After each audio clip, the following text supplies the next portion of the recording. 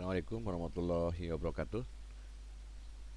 Perkenalkan, nama saya Agus Soyudin dari program keahlian pengembangan perangkat lunak dan game SMKN 2 Kuningan. Pada kesempatan ini saya akan menerangkan materi tentang use case diagram. Mata pelajaran ini mata pelajaran kelas 12 di kurikulum 2013, yaitu pemodelan perangkat lunak. Baik, use case diagram digunakan untuk menggambarkan interaksi antara pengguna sistem atau disebut aktor dengan suatu kasus atau disebut use case yang disesuaikan dengan langkah-langkah skenario yang telah ditentukan. Sejak tahun 1992 dengan adanya pengembangan UML yaitu Jacob et al. Dan menjadikan use case sebagai model utama atau yang dibutuhkan dalam requirement model pada UML. Berikut adalah lambang-lambang yang ada di use case. Ada lambang aktor, kemudian ada simbol use case, kemudian ada relasi aktif, relasi pasif, generally, kemudian ada include, extend, dan catatan. Baik, untuk lebih jelasnya akan langsung dipraktekkan bagaimana cara mengidentifikasi use case pada suatu kasus sehingga dapat menggambarkan use case dengan benar. Aplikasi yang digunakan adalah rasional ROS.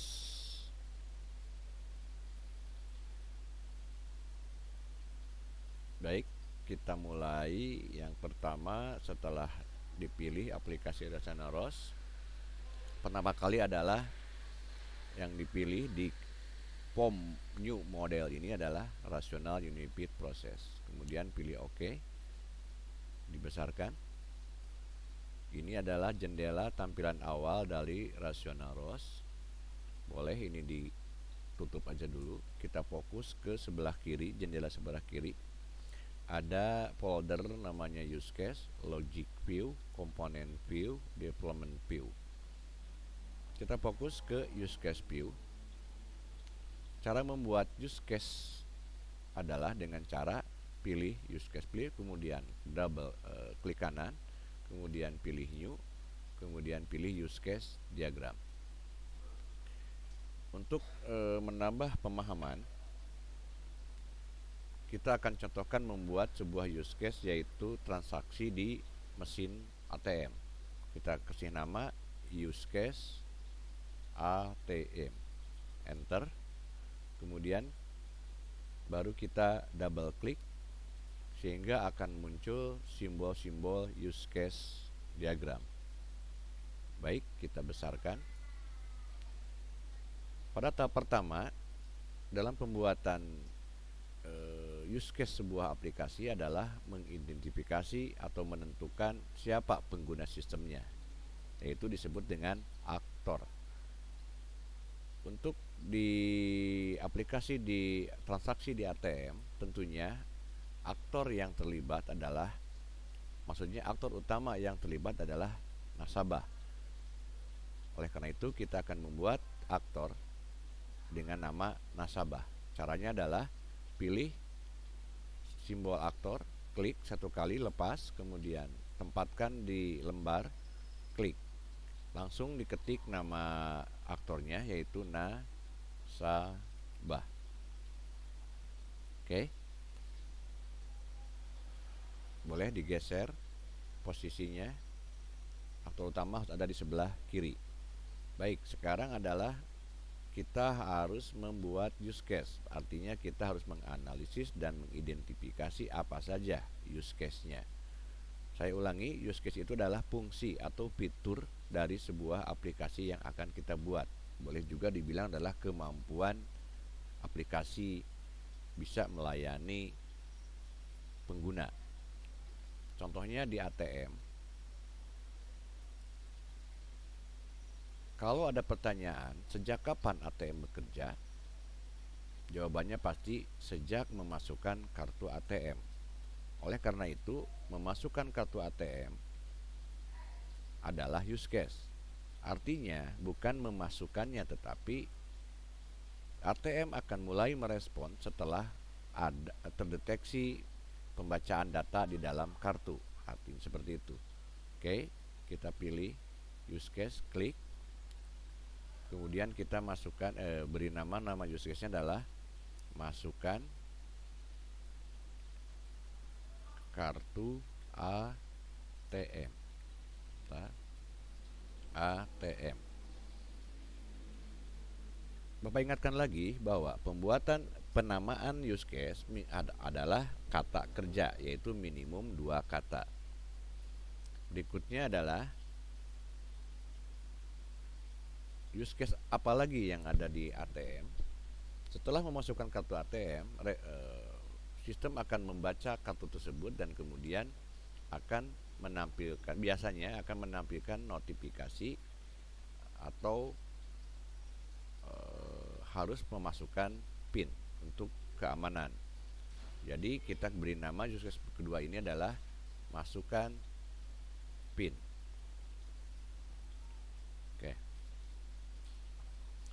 Nah, untuk menghubungkan interaksi antara aktor dengan use case, kita memilih simbol asosiasi, klik, lepas, kemudian tempatkan di aktor, tarik, drag langsung ke use case, lepas. Kembali lagi ulangi, klik, asosiasi, lepas, klik di aktor, drag, lepas. Seperti itu. Baik, kita lanjut use case berikutnya. Setelah use case masukkan kartu, kemudian ada use case memasukkan PIN. Berarti jika PIN-nya true atau benar, maka nasabah dapat memilih jenis transaksi apa saja yang ada di layanan ATM tersebut. Contohnya adalah cek saldo. Oke, berikutnya tarik tunai. Oke, berikutnya misalkan setoran tunai gitu. Berikutnya ada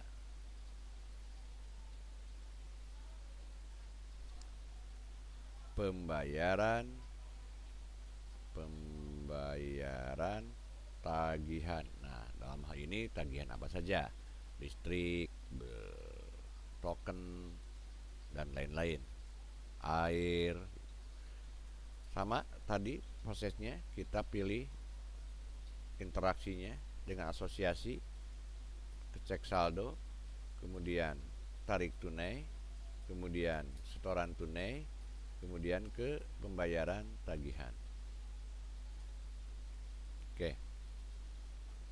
Belum selesai, endingnya atau akhir dari transaksi di ATM adalah ada pencetakan kartu.